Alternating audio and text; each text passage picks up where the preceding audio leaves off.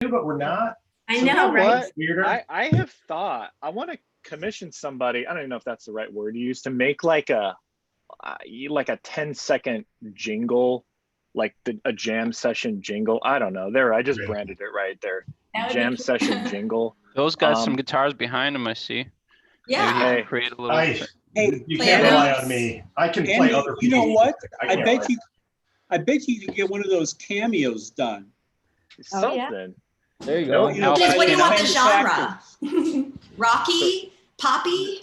Well, the thing is too is you can't use something like copywritten. So I wanted it. I would want it to be original. Want it to be original. You know, if we did something. I'm sure the internet can accommodate. Maybe a little rap. Yeah, that's right. Well, hey, we are live, and I wanna just kick this off. This is bittersweet. We have this is our last jam session of 2020. So you know, it has been a year. I mean, we've do I even dare use the word like pivoted? I'm getting sick of that word. So I'll just you know, I'll do my introductory and then we'll start jamming. I mean, our primary mission statement with these is to, and our entire platform is to connect, elevate, and inspire, you know, like-minded individuals in the real estate industry in the city of Chicago. And I mean, this year has been a curveball and a knuckleball and a screwball and any random baseball pitch that you can think of, all put together combined. And, you know, it's been an honor sharing the screen with everybody just throughout all these. And I just appreciate everybody's engagement with this. You know, I think in March, April, when we were figuring this all out, I mean, there was like people held their breaths for 3-4 weeks saying, hey, is the sky falling? Are we going to be able to get business? And we've really come out the other side. I think more people have their systems in place. People are getting more of a game plan for 2021, which obviously will be discussed, and just projections for the market next year. So with that, I'm going to have the realtors very briefly introduce themselves, and then I'll say some words and have the partners introduce themselves, and we'll start jamming. So Sarah, why don't you go ahead and kick it off? Okay, thanks, Andy. By the way, thank you, Andy, for hosting this for our industry. It really does. It's just such a pleasure to be part of this and an honor, but honestly, it's just so great to be with like-minded colleagues, like you said. So I'm Sara McCarthy. I am part of the Dorgo McCarthy group. I'm with Keller Williams in Chicago, and 16 years in the city of Chicago as a realtor. So pleasure. Nice. And I'm Gary Lucido. I actually have my own real estate brokerage. It's called Lucid Realty. We've been into business probably 13 years, and actually from the beginning we've operated primarily virtually. So this year has had little impact on the way we do business other than, you know, the way we conduct showings. Nice, Gary. My name's Adam Zagata. I am with the April Properties and just wrapping up my 5th year into business. So grateful to be here, and pass it along to the next agent. Yes, I'm Caryl Dillon. I'm actually a founding member at Compass. I'm on my 3rd year and having fun. Thank you again to Andy. I really appreciate it. And to be with all of you, it's great to participate in today's event. 17 years, by the way. Yeah, it's a long time. 17. Hi, everybody. My name is Phil Byers. I'm also with Compass. I've also been in business 17 years now. I always think that's weird that I never thought I'd be somebody that would say that I was doing one thing for that long. But here we are. And thanks to you, Andy, as well. I echo everybody's comments, even if nobody watches this, just to be able to connect with colleagues. And we know a lot of people will, but just to be able to connect with colleagues and talk about it a little bit is a real gift. So thanks for organizing it, Andy. Hey, well, that's a good segue, because I mean, it's fun to put these together. It is work. It's just like, it's kind of like real estate.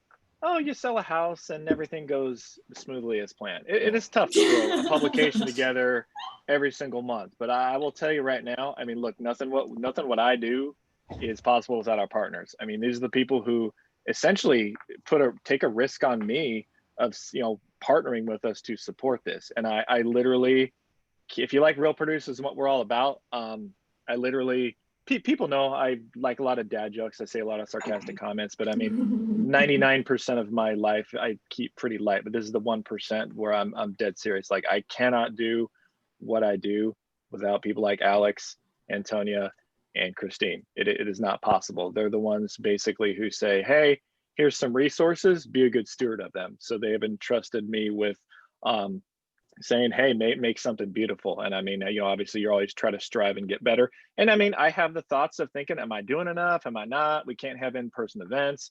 So, I mean, we've had to really just rally people and connect like-minded people as well. And I mean, Zoom's obviously been a great tool that has come out of this. I think once in-person stuff does resume, we'll still probably do these, not as frequently, but this is kind of the jam nowadays. Pun very much intended. And so with that, The corniness it keeps is rolling. It is in my nature. So Alex, why don't you go? I'm going to let the partners introduce themselves in their specific field, and go ahead, Alex, my man. Sure. My name is Alex Margulis. I'm with CrossCountry Mortgage. I'm a residential lender. And to piggyback off of Andy's corniness and dad joke, if my career was a human being, I would be almost of drinking age. I'm 20 years into this thing, and here we are. Thanks, guys. Nice to meet you all. Likewise. Go ahead, Antonia. I am Antonia Mills, attorney at law. I'm a sole practitioner. I've been practicing since 2012. And another fun fact about me, outside of being a real estate attorney, is that I am also a realtor. And I just recently joined Coldwell Banker in the Gold Coast. I don't practice real estate, so I don't sell or anything. I just did it to be able to be more involved and be able to volunteer more. So. Oh, that's awesome. Congrats.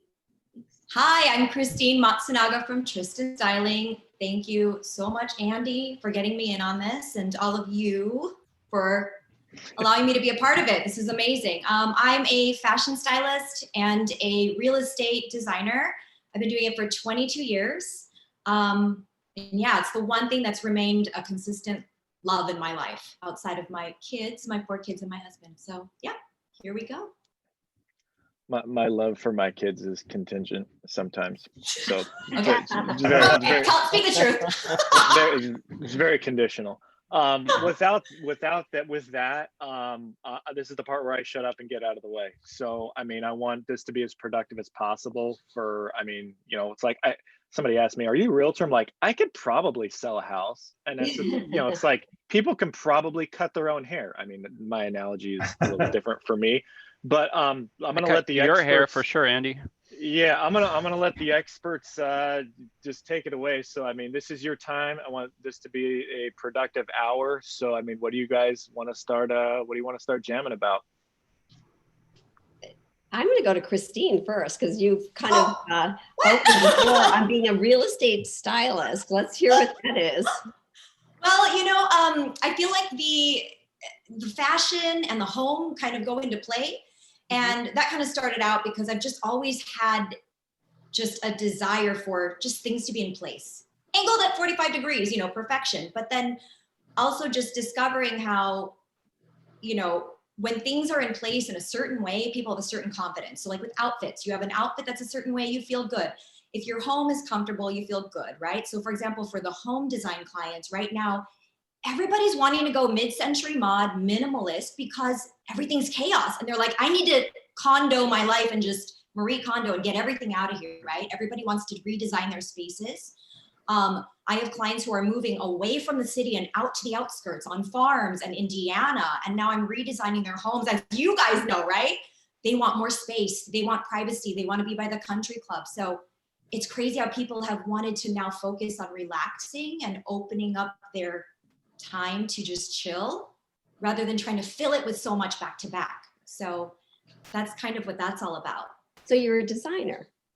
Yeah, you know, I like to say more of a stylist because, you know, I leave it to the architects to blow out the walls and tell me what structures are possible, right? I'll say, I want to blow out this wall. Yeah, well, you know, there's a load bearing, blah, blah, blah, whatever it is the professionals say, right? And I don't know that. I know what I want to see pretty. And the professionals tell me, yeah, yes or no. So, yeah. Christine, you said you've been doing it a while, right? How many years did you say? 22? So I started in fashion styling 22 years ago. And then the home styling and design was kind of just something I did sprinkled all throughout. And it's something I do privately, people kind of just refer me privately. But it wasn't until this year that things really picked up with the home design. Like I have a 60-acre farmhouse I'm designing out in Iowa. I have a commercial space, a toy store. They're going to open their second location at a mall. And they want me to redesign the retail space so that it feels homey when people walk in, right? For the impress. So it's kind of different how people are now focusing on their spaces over themselves, because with fashion, everybody's wearing pajamas on their bottom half. All they want is the top. So I'm not really creating ensembles anymore. The reason I asked is, with that much experience in the business, and maybe this is something the other agents can comment on as well. I found myself in the past few years,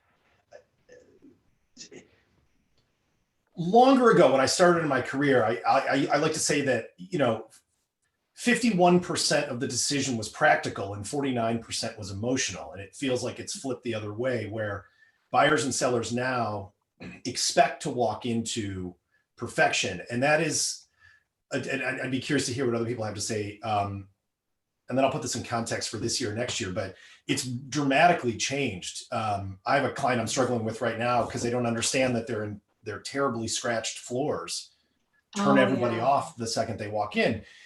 Yeah. And I think when I guess I'd say, I don't know, maybe this is a statement and a question, or maybe somebody else can comment on it, but in 2021, where it looks like we're going to have an increase in the city anyway with inventory, that pressure to be perfect is probably going to get even bigger and more intense. Staging and Christine, what you do to design and set places up with a look and feel is going to be paramount, I think, in 2021. Yeah. We won't be able to limp into, just make sure the dishes aren't in the sink. That's not going to work. We're going to need more. Yeah. I think what people don't realize as far as trying to sell a home is that most buyers aren't visual. They're not creative in the sense that they can see past the junk in the corner, right? So that's something that I've heard a lot from the real estate side of selling, right? Is that they don't realize that spending that extra couple hundred or whatever $1,000s on staging is going to completely change the asking price because people are not visual. So that's my take on That's true. It's either price or condition, I would say. And if something needs work, you're gonna have to price it accordingly. But I would also say that really feeds into Compass with Compass Concierge. So we have the ability to make some of those modifications before we list, which is helpful. Nice. Yeah. That is nice to have concierge. Yeah, it is. Yeah. I don't know what you guys have experienced here, let's say since Labor Day, but it's been in the city anyway, where my market is, it's been really much slower in terms of activity, especially on the condo side of things. So I agree with you completely, Christine. I used to think that people were smarter than that, or more creative. I gave them credit for it. And it turns out that as time goes on, I think they get further and further away. Buyers have higher expectations than they have at any point in my career, regardless of price point too. I mean, you can have a client walk into a $360,000 condo, which is still a lot of money. And it used to be, they would go, the space is good, the location's good, I can make it work. Now it's, if it doesn't pop off the page for them when they walk in the door, if they're not, Instagramming it immediately, it feels like we can't sell it or we struggle. That's also because they've got 10 more just like it that they can look at, in the same building, the same year, different price points. So I think with that kind of abundance of inventory, it makes a big difference. You have to just go ahead. One teeny example is, so I work with Noelle Figueroa and Nicole Heidi from the Heidi Group. And one of our projects, it was a house. They weren't going to stage it. And the asking at the time was in the high threes. And Nicole said, you know what, you got to paint. You got to just stage it minimally. Just stage it minimally at least. We were able to add on an extra 40 grand to the asking price just from painting and staging. I mean, it's insane. And it sold in the low fours. So they got a lot more for their money just for doing those small little things. Was it previously on the market at a lower price, or did you initially price it at that higher price? initially priced it, and I believe she sold it in 4 days. Congratulations, that's awesome. Buyers, I mean, on the other side of it, buyers make sort of rash and maybe emotional decisions to their detriment with that can of paint and the staging or whatever. I really think that's, on behalf of my sellers, I feel like if we put this extra work in, the setup, staging, painting, redoing floors, whatever we have to do, even if it's, a modest, let's say modest, I don't want to spend other people's money, but $3,000 to $8,000 investment on something at that price point, I found that most of the time you're getting a quicker sale and a better sale. And that did not, in my world, that was not the case 10 years ago. If you painted and staged, you crossed your fingers that like, all right, we're going to get that money paid back to us and it's just going to help us sell this thing. But it doesn't matter now. Like, it's an expectation. It's got to. It is. Yeah. And also disclaimer, that number I threw out, that's not all results. Some might be less, some might be more. So I just realized. But you know what though, on the flip side of that, it also means that a smart buyer will pick up a non-prepared home at a good price and be able to do the work themselves and get a better value. That is true. I agree more. Yeah. I love ugly homes because they're the best, but not everybody sees like us, right? So what we did in our home in September. We bought a place out in Mont Prospect, and we were like, this place is great. The basement is a mess, and the kitchen needed updating. But it was one of those things where it's like, well, if we plan on only staying there for a few years, we can do everything ourselves. So we redid all the floors, and we're going to be doing the kitchen ourselves. And we weren't really turned off by how ugly the house was initially because we could see the potential, but we were able to take advantage of the fact that a lot of people don't have that vision. Yeah. Well, sometimes it's on top of the vision, it's the funds too. Right. One of these buyers, especially in my market around that 300,000 range, after the 5% down in closing cost, we're talking about not every single buyer has that 10, 20,000 on top of like not being able to visualize. And going off of what Phil said, buyers' expectations are higher because of what they see on Zillow and Redfin. We bust out with these, we bust out with professional photographies, and these professional photos have a way of covering up the floors and walls. It looks badass. So you actually get in, and those expectations are high. They get in and they see scuffed up floors. Yeah, nobody likes their expectations to be messed with. And right now, around that $300,000 point, millennials don't want to lift up a finger. So sellers got to do it for them and do the work for them and make decisions for them. Paint color, floor stain. But the other thing is, if you mentioned price and having the ability to pay, it's much easier to roll. Oh, a little puppy. Sorry, my dog barks. So if I just so sweet. I was going to say that it's easier to pay for those improvements on a 30-year mortgage than to come up with the cash to do it yourself. So sellers should do it. 203K loan is always, I always throw out that 203K loan. And Alex, I don't know if your office does that or not, but that's always a nice, way of people being able to do the work while also being able to afford it. What kind of loan is it, Sarah? Yeah, that is what I was going to ask Alex about, because that's something that comes across a lot where people want the design, but they don't have the budget. They only have the budget for the mortgage loan. And so how does that work? So it's a renovation loan. There's a couple of different ways to slice this up, but there's a conventional type of renovation financing. There's also FHA type of renovation financing. But truth be told, guys, and Sarah, if you've had experience with this, maybe you can speak to it from the realtor's perspective. But as a lender, I can tell you, frankly, it is not an easy process for the borrower. It's not an easy process to start out with when you're buying the home, because the whole renovation financing is really to acquire the property and get that renovation financing all at once. It could take a while, especially if the contractors are busy and you're needing architects if it's a bigger project. So it's a mess, the truth be told. There are perhaps other ways to do this depending on the situations. Like I'll throw out an example. If a borrower has a sizable 401k, let's say, You can borrow against your 401k up to 50% of the vested balance, not more than $50,000.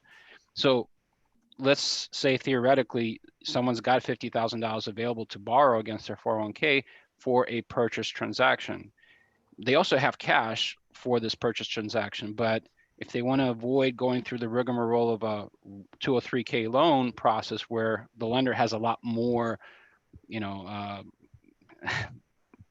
red tape, let's say, to deal with this, and you're paying a higher interest rate, by the way, as well, why don't you use your 401k loan as funds to close, and that cash available that you have in your savings, use that for the renovation project, as an example, right? The 401k loan is allowed for purchase transactions. You can't use it for renovation financing though. So use that for the purchase and then use the cash for the renovation.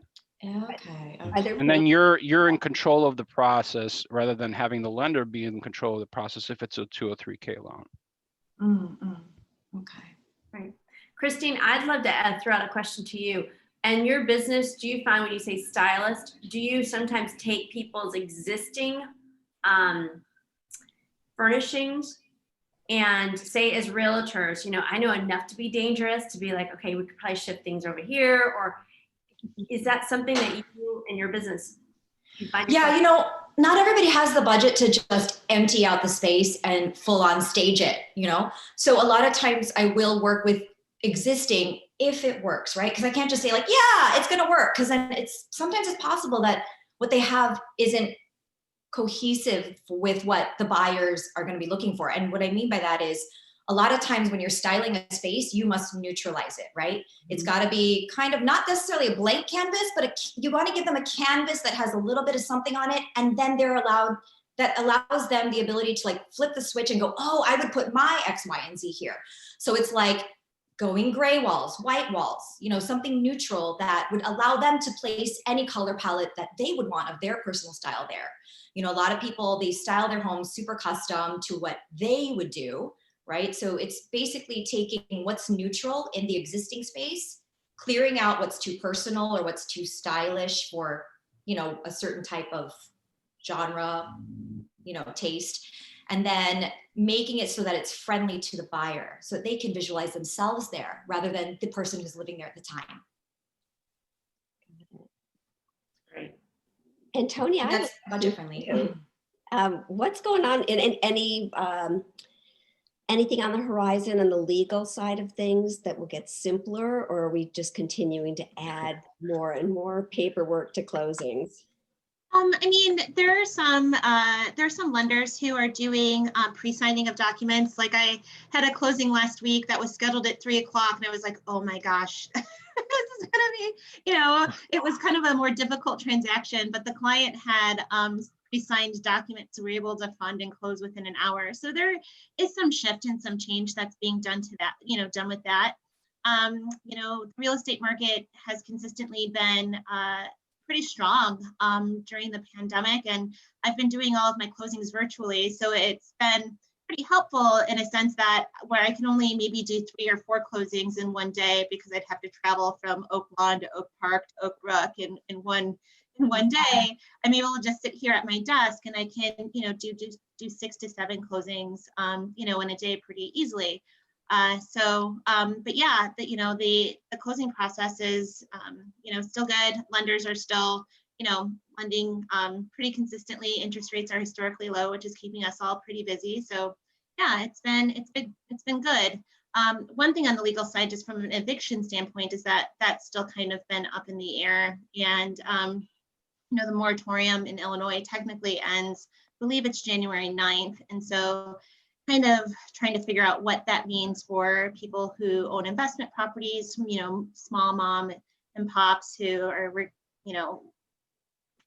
kind of leaning into their rental income for their retirement funds and trying to figure out a way for them to be able to get some assistance, and tenants as well. Yeah. So I wanted to ask, so buyers and sellers will no longer need to be present then at a closing, it sounds like.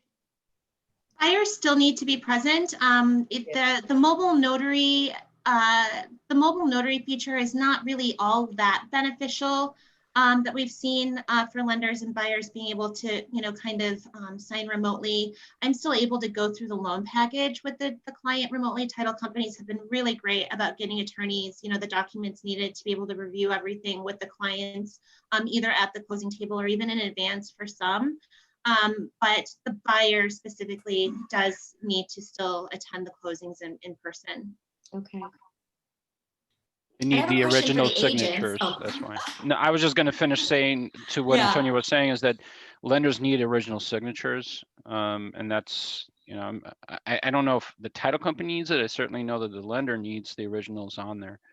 But they can't be signed and notarized and then FedExed in for the closing? No, not that I've seen.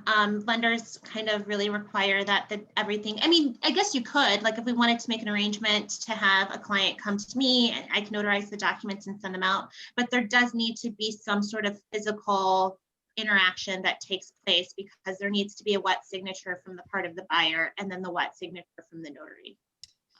Alex and Antonio, maybe this is a question along that same lines. I can't stand going to closings anyway, and I generally didn't go before the pandemic, but boy, do I love to have an excuse anyway now to especially not go. Let's say it's a year from now and, the world is, I don't know, 90% back to normal. Yeah. Fingers crossed. Do we think that we're going to see a day again where the title companies are going to be like, let's keep these huge offices, let's keep everybody coming in and sitting at the table for hours, or can we, this is wishful thinking, but I mean, I'm obviously projecting this, but are we thinking that maybe everyone will continue to stay away because we found a way to do it faster and more virtually? In other words, Antonia, can you do 6 and 7 closings a year from now because you don't have to travel between, cities in the burbs and around Chicagoland? Or do we think we're going to flip back to where we were? I can't believe the world's going to go back to the way it was. It was so inefficient. I agree. I agree. I mean, do you guys have a feel for that? I mean, do you think that do you feel like you guys are fighting to, not fighting, but I mean, Advocating. Kind of keep it like this? I would love that personally. I think that there's no way that we're going backwards. The efficiencies are there to do virtual closings. Now, as Antonio already mentioned, there's some components that need to be face-to-face. So you can't completely eradicate the in-person closing for part of it, but maybe that will go away. Antonio, maybe you can speak to this. Have you heard about some of the legislations changing on virtual, not virtual, but I forget the name of it, but essentially e-signing all docs with title companies? I think there was some push for it a while back, and in Illinois, at least, I think it's still, there's a difficulty with that. But the industries have been pushing for it, Phil. So it's not a new concept. Before COVID hit, this was something that was on the table for a while. I don't think we're there from legislature's perspective yet. It's going to push Antonio out of or the title company out of certain, income streams. So that could be difficult for some of the lobbying, lobbyists on that end. I do actually miss, one of the things that I really liked about, what I really like about doing in-person closings is that that's the only time I actually ever get to meet the client. So traditionally, I have communications with them over the phone or via email, but it kind of all comes together when we're sitting at the closing table together, and so that is actually a huge part about my job that I miss. While it is, kind of difficult sometimes to go all over the city in one day, it kind of makes it worth it when you have the opportunity to be able to sit and spend time with your clients, since so much of our work is done virtually already. But Antonio, though, isn't there some sort of a power of attorney that allows the attorney to sign a lot of documents on behalf of the client? There is, but not loan docs. So generally, the lender wants the client to sign their own loan documents. You want them to, sign their own note, their promissory notes, agreeing to pay back the lender. Generally, when I use a power of attorney to sign documents, there's been some extenuating circumstance. So I had 2 clients a couple months ago who both contracted COVID at the same time. They're a married couple. I signed their loan documents with the power of attorney, where I had a client who unexpectedly went into labor. And so we had to do her closing with the power of attorney. But generally, it's frowned upon from a lending standpoint to not have the actual borrower sign their documents. Right, but the lender can come to the buyer's house to get those signatures, right? Not on purchase transactions. Because I did a refinance where, Yeah, that's different. okay, so refinance is different, you're saying? Yeah, yes. Attorneys aren't involved in refinances traditionally. I'm Yeah, sorry, what? Attorneys aren't a part of refinances traditionally. Yeah, okay. Yeah, right now, Gary, every single refinance transaction, and we're doing a ton of them, as you can imagine right now, they're all remotely done. With COVID, precautions in mind, obviously, but the borrowers are sitting at home and the notary from the title company comes to them. So speaking about change, guys, I'd like to ask the agent, and starting off with Sarah, what's one big thing you did in 2020 relative to 2019 to incorporate into your business? Great question. I think 2020 was, I think we can all say it was one heck of a crazy year in general, even with real estate. I mean, who knew in this pandemic that we would all have sales that were as strong as they were and a market as strong as it was. I think we as a team really re-looked at what practices that we were doing in our systems, frankly, and where can we adapt to the 2020, obviously, but looking towards 2021. We brought in a client care experience.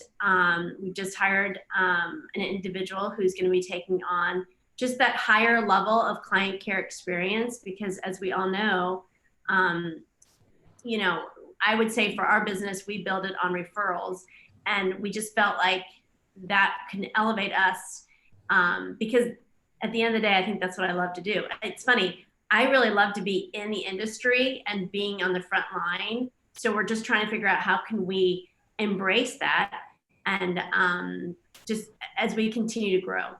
I also think too, and maybe you all self-discovered this, how much is enough? Like at the end of the day, I really want to be out there servicing our clients, and we have built ourselves as boutique. And I think I like that. So that was one thing. So yeah, I think hiring somebody to kind of assist us with those.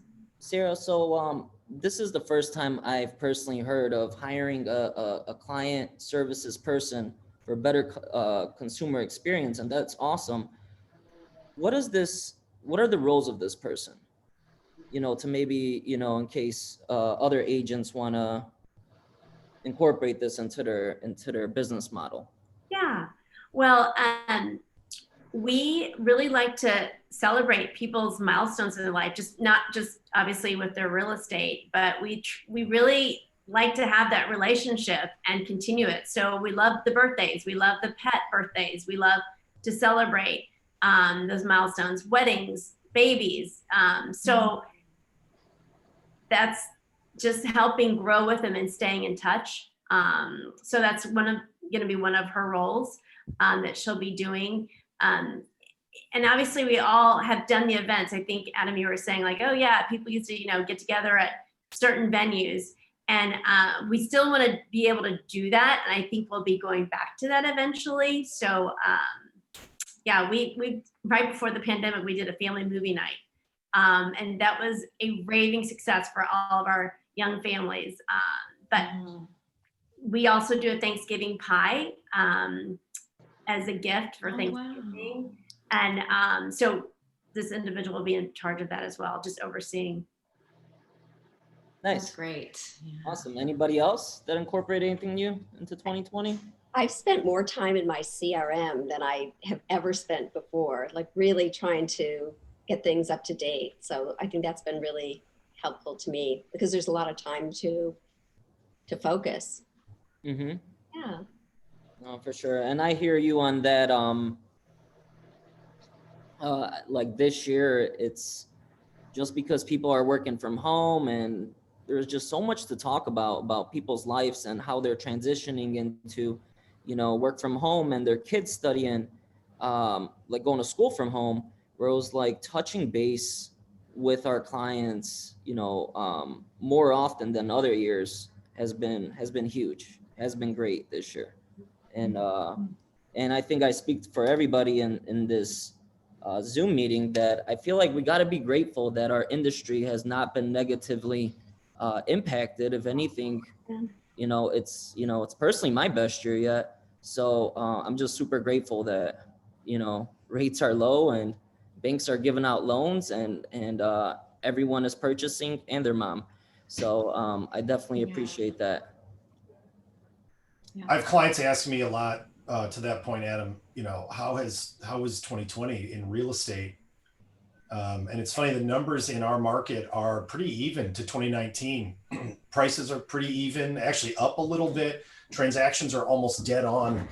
It seems like we'll have an inventory thing coming up, meaning problem coming up. But the way I describe it is I said 2020 real estate's a lot like sports was in 2020. It happened. It wasn't that great, but it also wasn't a disaster, and that's, I'm hoping for that to change where we can feel sort of normal again in 2021 and, get back to, I don't know. I look back on March and think, March 15th is the hot zone for Chicago. March 15th to May 15th is like the hottest part of the market. And I mean, on March 17th, I went to my house in Michigan and didn't emerge for, 2.5 months. I mean, our market had a huge ice cream scoop taken out of it and then just roared all the way back. What I'm looking forward to next year, even if we are wearing masks and we will be wearing masks, I shouldn't say wearing masks, but I mean, as we continue wearing masks, at least we can see the light. Whereas in March, it was like, my biggest strategy for 2020 was stress eating and putting on weight. I mean, that's what I did. Yeah. I didn't. We succeeded in that.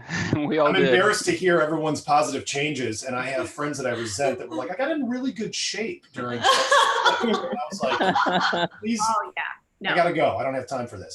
But yeah, I'm excited for 2021 because we can get back to going, okay, our market's going to be hot in the spring. It's going to cool down in summer. It'll bounce a little bit in the fall and it'll die in the winter again, even if we're wearing masks. That's what I'm really psyched about, is everything feels like it'll be quote unquote normal and predictable seasonally, except we'll be wearing masks while we're doing it, which is going to be a welcome change. What tips do you all have? And Adam, I'd like to hear what you changed in 2020 also, but also for all of the agents, what tips do you have for sellers who are selling the more luxury priced, higher end properties? I have a client who's trying to sell their $2 million home and they're having a harder time and it's a beautiful home. So what do you have for that? And then Adam, what did you do in 2020? Patience. Yeah. It's got to be perfect. We talked about that earlier too. If it's move-in condition, it's going to be a little bit easier. It's got to be priced right. And people there's no shortage of inventory. Yeah. Right. You know what I mean? I can't stand this headline that gets bandied about. There's no homes for sale. That is not true in my market. It depends on the price point and the location. That's true, but it's so specific to a neighborhood or a street or a building. Yeah. But there's a huge disconnect though between the single family home and condos. Yep. Mm-hmm. So single family home inventory is extremely tight unless you get above $2 million. Condo inventory is going through the roof, especially in the Loop and the near north. So, I mean, depending on how you measure it, I've been doing my own calculations. Across the city, condo inventory is like 6.5 months supply, single family homes, 2.5 months. Mm-hmm. Yeah. And Christine, I think that's the answer to the question that Gary brought up, that the answer is, how do you get your sellers prepared? Tell them what the storm we're flying through is. I just know agents that ever make it to a good business go like, just think positive and wait it out. I mean, it needs to look right. We need to understand what you're up against. To Gary's point, I've seen across neighborhoods on the north side in the condo market an increase in supply or an increase in the number of listings that occurred this year, anywhere from like 25 to 40%, while demand has remained the same. When somebody's like, why isn't my place selling? It's like, because there's a 40% increase in supply if you're a condo. That makes sense. Right? Yeah. And if you're a single family home, let's say in the near north, let's say you have a $3 million house in River North, you might still struggle with perspective of what went on this year. To Gary's point, I think exactly, once you get north of 2 million, these are trying times. You know, there's only so many $2 million buyers in the world. And our job, I believe our job as agents is to sort of crack the ice of the preconceived notions of all of our sellers. Because people I don't know who said this earlier, you know, you watch on TV and it's like, you see, we're on the market, pound the sign in the yard. Oh my God, here's our first open house. Look at all the people. Oh my gosh, we have 3 offers. Oh my gosh, which one's the best? Oh my gosh, we closed, clink, clink. See everybody. And it's just never, even in the best of times, it's never like that. And the answer, again, Christine, I think is, unfortunately, although it's fun, and I think when clients trust you, it's not fun, but it's productive to burst that bubble a little bit and go, let's talk about, you're running a race and here's all the hurdles that are going to be there along the way, especially now. And I think especially going into next year where we have the inventory continue to increase, especially in the condo market, it's teaching people what they're up against is the answer. Because I don't think you can buy a new couch to get your way out of it. I don't think you can just paint your way out of it or just price your way out of it. You have to know your competition. You have to look right. You have to look your very best. You have to be available. You have to be patient. Yeah. I think aside from the price too, it was, and this was something that I even put on my Facebook before I posted this, that I find a lot of people, they hire realtors out of a referral because it was a friend and they feel like they owe it. And one thing I tell clients time and time again, interview the person, see how high they are on the ladder of the realtors against them. There's 43,000 realtors in the state of Illinois. Make sure they're actually a top producer if that's what you need to sell it, you know? So if you have a luxury home and you're not hiring a top producer to sell it, they're going to have the same resources as somebody who's been in the industry for so long and has all the resources that top producers do. But I don't know if I'm giving the right info. That's just how I feel from working with realtors. Well, yeah, speaking of which, I'm curious, you know, I've never really discussed this with anybody, but has anybody else noticed that sellers are much more discerning about what realtor they're going to work with than buyers? Or is it just me and my business? I think you hit it on the head because, you know, buyers like us more because the buyers don't pay us, right? When it comes to the listing side of things, they're seeing 20, 30, 40, $50,000 commission. You know, they have high expectations because they're not in their minds getting a free service like it is having a buyer's agent representative. So I am seeing that. I think it's easier to separate from a buyer's agent if the relationship is not there. Whereas a listing agent, you're signing a contract. So I think that there's a higher level of commitment. I'd love to go back to Adam and ask you the question about 2020 and what will you do differently in 2021? So I briefly touched on it. So for 2020, I really focused on just client engagement all throughout the year. And that's, you know, number one, I have my database and I'm sure all you agents here, lenders, attorney, have your own database, but I made sure that every quarter I touched base with them to see how they're doing, family. But on top of that, I made sure that I'm doing social media postings, not only of personal life, but keeping them engaged into market factors, replies, comments. That's the biggest thing I really focused on, being creative with my marketing, sending Thanksgiving cookies, flowers during spring, not flowers, like the seeds during spring. I think people really notice that as opposed to the average flyer that they look and throw out every year. And going into 2021, what are gonna be my rooms for improvement? So last week I brought on my first buyer's agent. I felt like I reached that level where I have my marketing assistant, my assistant, but I'm starting to see a lot of referrals come in where, you know, there isn't enough time in a day. The busier you get, the more years you're into business, there's less time. And I unfortunately don't have that time to help out a buyer in Mount Prospect, or sometimes help out a buyer in Bartlett or in Bolingbrook, Illinois. So I'm glad I brought on the buyer's agent. That's my big thing, to see how I could help that individual grow in their career, and at the same time, you know, help my business grow as well. Love it. I'd love to do a shout out to all of you guys as you jump into 2021. So this is a little bit of a plug. I'm part of CAR's sustainability committee, and we have so many resources when it comes to client engagement and resources for your clients to take advantage of and saving money towards just going green, whether it be the composting or ComEd does a free audit and energy audit or solar panels. So I highly recommend all of you guys to take a look at the website, because there's marketing materials that you can be sending out to your clients as you go into the new year and planning yourself out. With your 30. What's the company again? Sorry, what was that again? The company? Chicago Area Realtors. Okay. Sustainability Work Group. Okay. So just as you look towards your next year ahead. Okay. That's cool. And that is an okay plug, by the way. Thanks. Actually, well, that's a good segue. Everybody smile real quick, okay? 'Cause I need a screenshot of everybody. Oh. And don't be like my children and hold it for a half a second. Hold it for a solid 5 seconds, okay? Hopefully we can nail this on the first try. So 1, 2, 3. All right, let's see here. We only need 1 take. It looks good. Alex is like this. I'm just Yeah. chilling. I like No, it. we're Very keeping it. comfortable. We're Very keeping it. comfortable. Happy. Okay. that was it.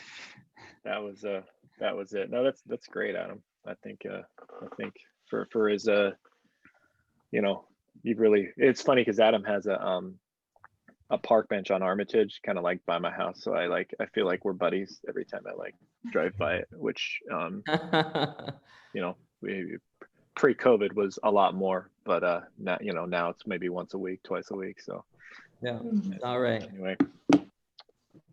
Do you get business from the park bench? I have not, but I don't expect business from it. It's just a brand reinforcer, and I think that's what agents utilize it for. But it's super cool when friends, family members, they're driving by, they shoot me a Facebook message or a text message. So I know it's working. Nice. It's definitely working. It's almost like instant credibility. For sure. And, you know, I think all of our goals are to rent out a piece of, you know, our friends' brains. So it helps out with that, you know, with flyers, constant contacts, Facebook calls, and now they see a bus bench, you know, it adds that little something. Agreed. Do you all feel like Instagram is something that helps out or just spices things up? Or Yes. Instagram for sure. Facebook and Instagram are my 2 biggest ones. Room for improvement is LinkedIn. You know, it's free social media, it's free marketing, so I should take more advantage of it. But yeah, Instagram and Facebook are huge. Well, speaking of which, what about TikTok? Has anybody tried TikTok, or is the audience just way too young? I like how Gary just went there. I love it. Or Twitch, by I the way, love Twitch it. is in that category too. You know, everyone's on Twitch now, and I think it's a good question. I kept thinking, like, do I have to create a Twitch account? Because Oh man, I missed that one. I'm like, what's that? Let me download it. that's what I mean. I'm not on. What is it? Have you gotten one? People are going to Twitch and doing Twitchy things. broadcast. You know? Oh, interesting. I Yeah. haven't heard of that one. Well, you've got the microphone for it. I Yeah. guess it's what's funny is Twitch. My understanding is a video game streaming. I can't stand talking about things that I don't know about, because if any young person's watching this, they're tuning out because they're going, listen to this old guy talk about, you know, technology. But it's video game involved, but it's like sports, I don't know, a lot of stuff is moving to Twitch and TikTok's another one too. Oh, okay. I don't want see. to, but I probably will have to do some of that, I guess. Because You know, I see my kids watching something like this, the Twitch. Yeah, the Twitch. I just totally aged myself. your kids will know what it is for sure. Yeah, they will. So when one of my daughters got stranded in Chicago when the pandemic first hit, she was on her way back to New York, and she was taking random videos and photographs of me, and then she compiled it into a TikTok video and posted it. Now, it's not the most flattering video. What's your address? Unfortunately, it got 200,000 views. Yeah. Wow. That's amazing. Oh my gosh. Now we all. It must have been good then. That was my I'm gonna look that up. that was my Father's Day present. Hey, Gary, I'm really tempted to go search for it and do a screen share. Yeah. Yeah, I need to do that. I'm really looking it tempted, up. man. This is Hey, funny. I shouldn't have said anything. That's right. I joked with my kids and I told them that if they didn't, I said, I'm going to create a TikTok account. And anytime you guys don't listen to me, I'm going to put on a onesie and I'm going to lip sync to a song and post it on TikTok. They'd be like, no. But I take it nobody's using TikTok for business. Not yet. No. Not yet, at least. I do have a question for the partners, Alex, Christina, and Antonia.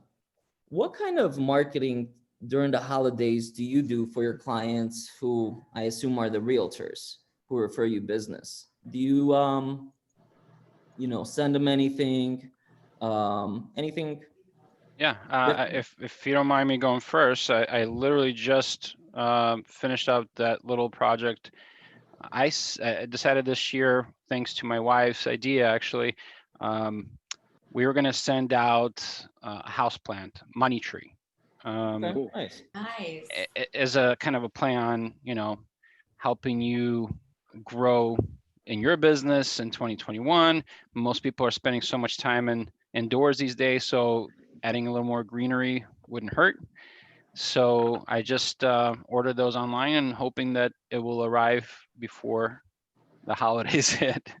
But that's basically that was my idea. In the previous years, I wanted to do a little bit more personal gifts rather than just generic things like a bottle of something. I've given them like throw blankets or comfortable socks to lounge in at home for the winter time, so those types of things. If you guys have any good ideas that you enjoyed when you received gifts from your partners, I would love to hear them to incorporate into my future. Mm-hmm. I love Starbucks gift cards because my wife loves them too. And I give all of them away to my wife too. I know. All right. I'll take that into consideration for you, Adam. I will not say what I'm sending out this year because I haven't sent them out yet. But in years past, I've done like a little bottle of champagne and like a Ravinia basket with like a small cutting board and wine bottle opener and things like that. I've done Chicago coasters with like Illinois glasses. Last year I had these banners that just said like, 1 year is 365 days of opportunity. So like little things like that, nothing crazy, but just kind of, something to say that I appreciate them. Yeah. Nice. Same here. I won't say what I'm doing because they're probably watching and they'll know. But in general, I try to personalize it to, and I actually got this from my own realtor because she would send little things over the years. I've been working with her for over 10 years. And that was just so special getting something every now and then. I said, oh my gosh, it wasn't just about the transaction. She's connecting with me after the fact, right? So I love that. And just in general, I try to personalize it. If the clients are parents, I try to give something that's family friendly because you're gifting a moment, right? I'm big on gifting a moment. So you're gifting that time with each other.